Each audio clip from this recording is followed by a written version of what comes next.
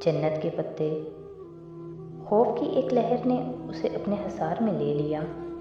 وہ اٹھ کے کمرے کا دروازہ لاک کرنے ہی لگی تھی کہ فاطمہ بیگم دروازہ کھول کے اندر آئیں۔ حیا، تمہارے ابا تمہیں بلا رہے ہیں۔ اوکے، آ رہی ہوں۔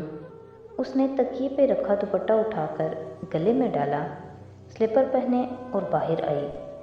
ابا، اس نے انگلی کی پشت سے ان کے کمرے کا دروازہ کھٹکھٹایا۔ آ جاؤ حیا۔ وہ خاموشی سے سر جھکائے چلتی ہوئی آئی اور بیڈ کی پائنتی پہ ٹک گئی۔ سلیمان صاحب چند لمحے خاموش رہے، شاید وہ کوئی تمہید سوچ رہے تھے، مگر حیا کو امید تھی کہ وہ بنا تمہید کے ہی سیدھی بات کر ڈالیں گے۔ میں نے ایک فیصلہ کیا ہے۔ اس نے گردن اٹھائی، وہ بہت سنجیدہ دکھائی دے رہے تھے۔ اب تمہیں کورٹ کے ذریعے سبین کے بیٹے سے خلا لے لینی چاہیے۔ کوئی اس کے منہ پہ چابک دے مارتا تب بھی شاید اسے اتنا درد نہ ہوتا جتنا اب ہوا تھا۔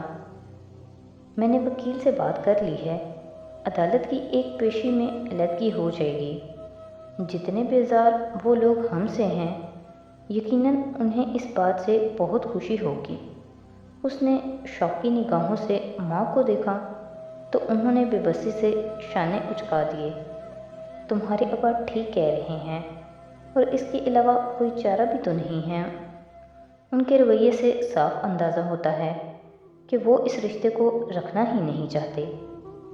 ابا، کیا واحد حل ہے یہ؟ بہت دیر بعد وہ بولی تو اس کی آواز میں ٹوٹے خوابوں کا دکھ تھا۔ کیا اس کے علاوہ کوئی بھی حل نہیں ہے؟ حیا، دنیا کا کوئی باپ اپنی بیٹی کا گھر نہیں توڑنا چاہتا، اور میں کبھی تمہیں یہ نہ کہتا، لیکن کس قیمت پر؟ کس قیمت پر ہم یہ رشتہ نبھانے کی کوشش کریں جب وہ کوئی امید ہی نہیں دلاتے؟ اگر آپ کو واقعی لگتا ہے کہ آپ میرا گھر بسا ہوا دیکھنا چاہتے ہیں تو مجھے ترکی جانے دیں۔ وہاں میں اس کو ضرور ڈھونڈوں گی اور پوچھوں گی کہ اگر وہ گھر بسانا چاہتا ہے تو ٹھیک ہے، ورنہ مجھے وہیں طلاق دے دے۔ اگر نہیں دیتا تو وہیں کورٹ چلی جاؤں گی، مگر مجھے ایک آخری کوشش کر لینے دیں پلیز۔ وہ خاموش ہو گئے، شاید قائل ہو گئے تھے۔ ابا، آپ مجھے 5 ماہ کا وقت دیں۔ اگر اس کے آخر میں بھی آپ کو لگے کہ مجھے خلا لے لینی چاہیے تو میں آپ کے فیصلے میں آپ کے ساتھ ہوں گی۔ وہ اٹھی اور بنا کچھ کہے کمرے سے نکل گئی۔ وہ خبتی لڑکی اسے کلاس کے باہر ہی مل گئی تھی۔ وہ فائلیں سنبھالتی باہر جا رہی تھی جب اس نے حیا کو روک لیا۔ سنیے مس حیا سلیمان۔ وہ جیسے مجبوراً اسے مخاطب کر رہی تھی۔ حیا نے کوفت سے پلٹ کر دیکھا، وہاں ختیجہ رانا کھڑی تھی، آنکھوں پہ بڑا سا چشمہ لگائے، بالوں کی اونچی پونی باندھے، سینے سے فائل لگائے۔ ڈی جے، جیسے ڈی جے صرف اس کے فرینڈ کہہ سکتے تھے، اور وہ اس کی فرینڈ نہ تھی، نہ بننا چاہتی تھی۔ جی ختیجہ، بات دل نخواستہ اس نے ذرا مروت سے جواب دیا۔ آپ نے ویزا کے لیے اپلائی کر دیا؟ دراصل میم فرخندہ نے کہا ہے کہ ہم دونوں کو جلد از جلد ویزے کے لیے اپلائی کرنا چاہیے، کیونکہ فروری کے پہلے ہفتے میں ہم نے سبانچی کو جوائن کرنا ہے، اور آج 13 تاریخ ہے۔ ہمارے پاس بس 15 دن باقی ہیں، اور ترکی کا ویزا 15 دن میں کبھی نہیں لگا کرتا۔ وہ پریشانی سے تیز تیز بولے جا رہی تھی۔ اس کی بات کچھ ایسی تھی کہ حیا کو سنجیدہ ہونا پڑا، ورنہ وہ ابھی تک ابا کی کہی باتیں سوچ رہی تھی۔ اوہ، تو تب ہمیں کیا کرنا چاہیے؟ کل لازماً ٹرکش ایمبیسی جا کر ویزے کے لیے اپلائی کرنا ہے۔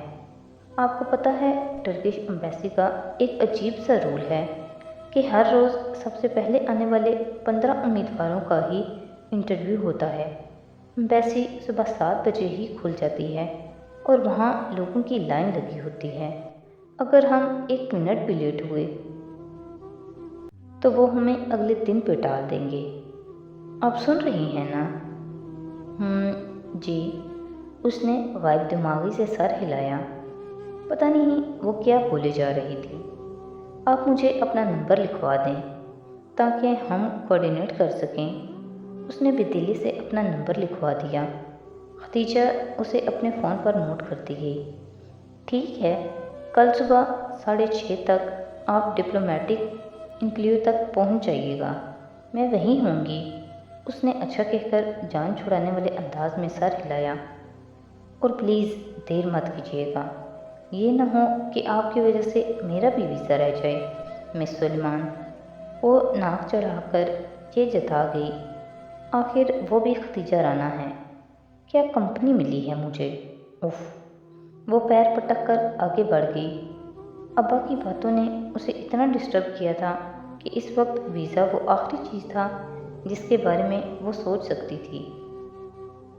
رات کی تاریکی کو دکانوں کے شیشے کی دیواروں سے چھلکتی روشنیاں روشن کیے ہوئے تھیں۔ زرد روشنیوں کا عکس سامنے لمبی سڑک پہ بھی پڑا تھا، جس کے ایک طرف پارکنگ گاڑیوں کی لمبی قطار تھی، دوسری طرف ایک چھوٹا سا چبوترا تھا۔ چبوترے پہ دن میں بک فیئر کے اسٹال لگا کرتے تھے، آج کل وہ بند تھے۔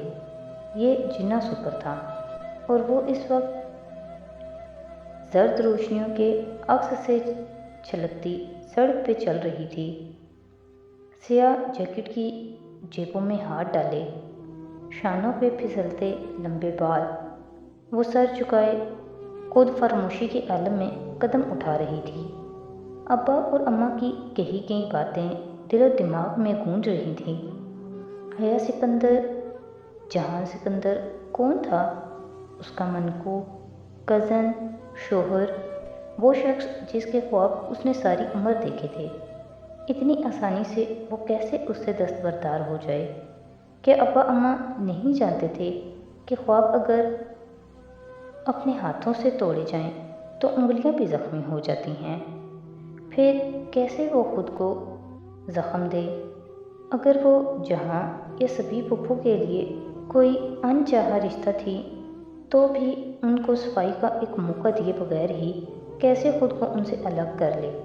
یہ مکھن نہیں تھا جس سے بال نکالنا تھا، یہ تو کانٹوں سے الجھا دامن تھا۔